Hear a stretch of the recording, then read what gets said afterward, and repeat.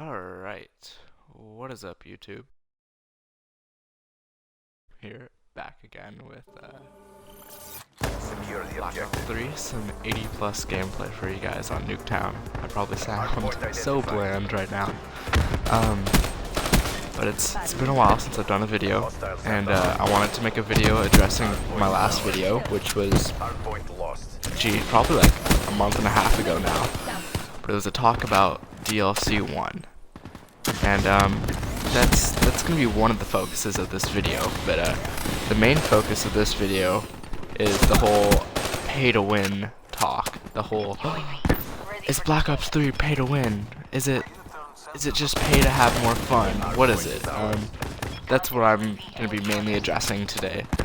So to start us off, this video is being made 2 days after the MG40 and that new sniper rifle and the baseball bat and the cleaver and the malice came to Black Ops 3.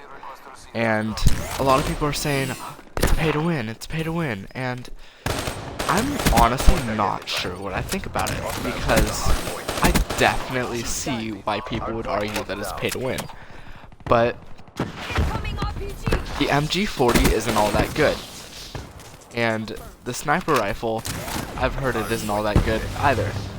So to me, I personally don't think it's pay to win yet. I think it definitely could be pay to win, and I feel like it most likely will be come August when they add their last DLC. I definitely feel like they are going to put some weapons that are definitely going to be better than the ones in this game. And if that happens, I think it will be pay to win. But for now, I personally just don't think it's pay to win. I think it's pay to get reskinned weapons. I feel like the HG40 is honestly just a more appealing version of the Weevil, which the Weevil isn't a bad gun, but it definitely isn't better than the Kuda, or I'd argue the Razorback or the VMP.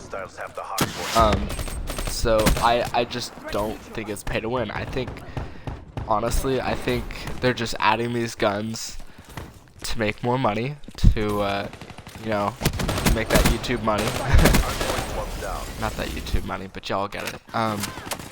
I really do feel like what Activision is doing is kind of messed up. I feel like if you buy Season Pass, like I did, I feel like you definitely should get these new weapons, but they've made it so they prioritize making even more money over prioritizing making their loyalist customers happy. Because let's face it, if you buy Season Pass, you're a very loyal customer to Call of Duty, in my opinion. And I feel like they need to do a better job of pleasing their loyal customers, because it's not cool what they're doing.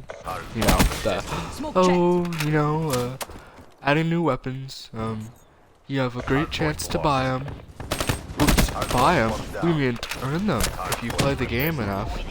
So yeah, just play the game hard, and you'll get these cool ass weapons. Which to me isn't right. I feel like they should be at least easier to earn, or they should be, I don't know, free to all the DLC purchasers or whatever. But on to my next topic, DLC 1. So a lot of people are saying, well, let me clarify. A lot of people on YouTube have said DLC 1 was amazing, and at the same time, a lot of people have said DLC 1 sucks. And I just wanted to say, I don't know if it was good or not, honestly. I've played it, and I've had some awesome times playing DLC 1, and I've had times where it sucked. So I honestly cannot tell you with that much reason, that much clarity in my voice, and I just can't say what I think of it, because there's been times when I loved playing on Splash, and there's been times where I've just hated it. You know, and it's really interesting, because I've had an awesome time sometimes playing on it, and I've had a horrible time sometimes playing on it, you know? So, I just really don't know what to tell you guys. Der Eisendrache, I'm a big zombies player. I've really enjoyed Der Eisendrache. I definitely feel like Der Eisendrache is worth it, but in all honesty, I don't know if the multiplayer maps are worth it. Unfortunately, you can't just buy, you know, a zombies map. I wish you could, because that honestly would be a much safer route, because I feel like, I don't know, I feel like the zombies maps are always going to be good, but I feel like the multiplayer maps often are a waste of money, you know, so it's hard to say. But like I said, I really cannot advise you guys well if you should or should not go out and get DLC 1 if you already haven't. It's just, I don't know, Skyjacked is cool and all, but I'm not sure if it works as well as it. Okay, I'm sure it's not as good as it was in Black Ops 2. In Black Ops 2 it was an amazing map, but Black Ops 3 is just not as good, you know. That's all there is to it. And let's see, what is I can't think of the 3-lane map or whatever. Jeez, it's on the tip of my tongue. Jeez, I probably sound like the best YouTuber out there right now. Doesn't even know the maps he's talking about. Well, I might as well move on to a different topic then. I thought I'd talk a little bit about Star Wars Battlefront and the direction of that game. Now, I am a huge Star Wars fan, and I mean a huge Star Wars fan. I love it. I've probably seen all the movies at least 5 times, even The Force Awakens. I've seen it. Yeah, I've seen The Force Awakens I think 5 times. I just love that movie, and that was horrible accuracy by me, by the way. But hey, if you can't get them down low, go up top and get them. But Star Wars Battlefront, I'm so disappointed with the game, because I am a huge Star Wars lover. I love Star Wars, but the game, more horrible accuracy. Watch this, watch this. Oh, he outplayed me. He got me good with that shock charge. But Star Wars Battlefront, so much potential. The beta, I loved playing the beta. I played the beta I think 7 hours a day when it was out. And I don't even know how I played that much, because I'm a freshman in high school. I got things to do, and not only am I on some of the sports teams, but I also have a somewhat hard class schedule. Yet I still managed to play 7 hours a day of the beta, because it was that good, you know. And the game comes out, and I got the deluxe edition. I spent a few extra bones for the added features, which honestly was a waste of money. And now that I think of it, my gosh, it's a waste of money getting that game in the first place. The game sucks. Has so much potential, so much. Yet they still manage to just make the game suck. Now, Battlefront's first DLC pack just came out, the Outer Rim DLC. And they added a few new weapons, a few new tools, I guess you could say, stuff like that. And what are the heroes they add?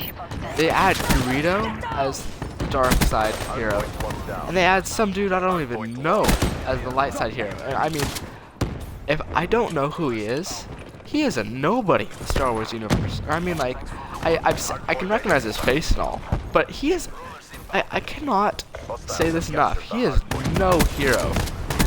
Just, my god, ooh, look at that, ooh, look at that 6-man feed. But I just can't say enough how disappointed I am with Battlefront, because it had so much potential, so much hype, because, you know, The Force Awakens just came out. They're selling the game right as the new movie came out, right as they're, you know, demanding such a fan base, and they somehow screw it up so much. it's really just disappointing. It's not nearly as fun as it was to play during the beta, and it's just a completely, it feels like a different game. I don't know how to describe it, but I just remember when the beta came out, I was getting shit on a lot of the times. You know, I was on the Rebel Army on Hoth, just getting destroyed by the Imperial armies and their AT-ATs and their AT-STs on Hoth.